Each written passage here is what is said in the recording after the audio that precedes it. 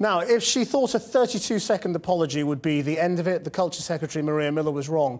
A Labour MP has urged Scotland Yard to investigate her expenses claims after she was heavily criticised by the Common Standards Committee over her use of allowances. And Downing Street has been forced to deny putting pressure on journalists who investigated the issue.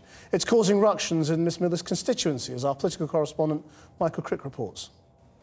Have you just brought some smelly fish to the... Well, not soap, it's not too smelly. The Conservative Club in Maria Miller's constituency took delivery of some fish today.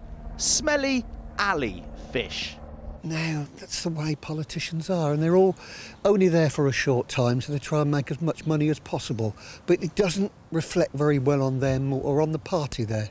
Do you think she should resign as the Culture Secretary? Resign as an MP, perhaps? I don't think she should be in the Cabinet as a Culture Secretary.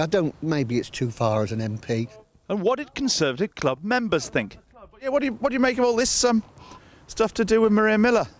Having to pay back her expenses? It's disgraceful, isn't it?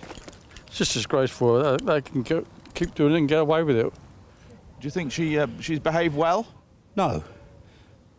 A wee bit devious.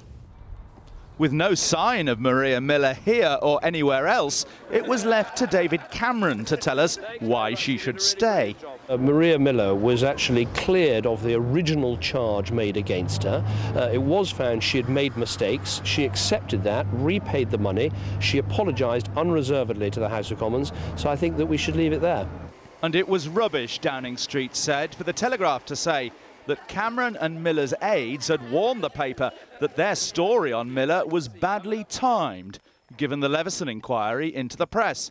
The paper's former editor has hit back at Number 10. I think it's laughable. I think they've attempted to create a smokescreen and try and form a human shield around Maria Miller by turning this into a media story.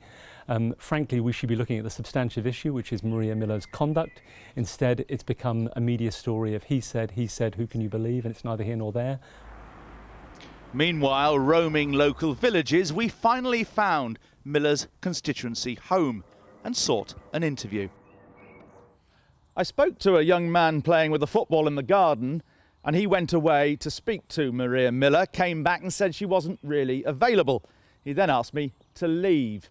Clearly, the Culture Secretary has adopted a policy of lying low, keeping her head down, in the hope that in 2 or 3 days, this story will go away. Michael Crick, Channel 4 News, in the Basingstoke constituency.